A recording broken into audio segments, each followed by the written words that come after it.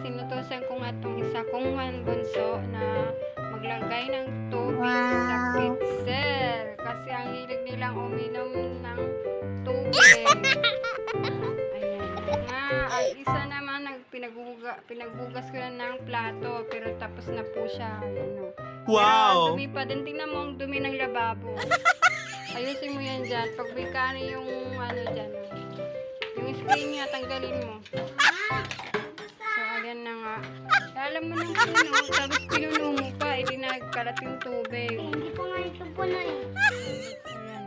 Punasan mo, ilagay yung basahan dyan. Iangat mo yan dun, oh. Ayan. Ayan na nga.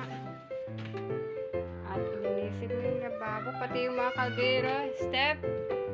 Mga kaldero, ugasan mo. Yan na lang, kawali na lang palang ugasan mo kasi yung isa kaldero na ugasan ko na. May mga baso pa dyan, oh. May mga baso pa yan, ah. Uy ka, parang natatae. Yung pitsel mo nandun, oh. Hindi ko nga yung puno eh. Okay lang yan, huwag mo na masyadong punuin. Kaya maglinis kayo. Magbugas kayo ng maayos. Linisin mo yung ano dyan, yung screen, itapon mo yung mga kanin-kanin. Ayun nga guys, gusto niya magbuhat ng tubig. Kala mo naman tayo. Hindi ka lalaki niyan. Sige ka.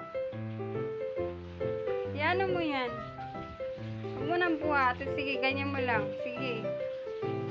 Tapos, ilagay mo doon. Tapos ako na magbubuhat pa sa may lagay ng upuan. Ay, lagay ng mineral.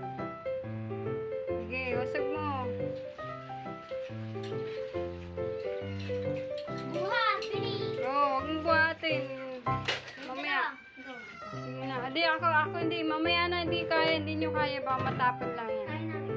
Okay guys, for watching. Thank you for watching guys. Sorry.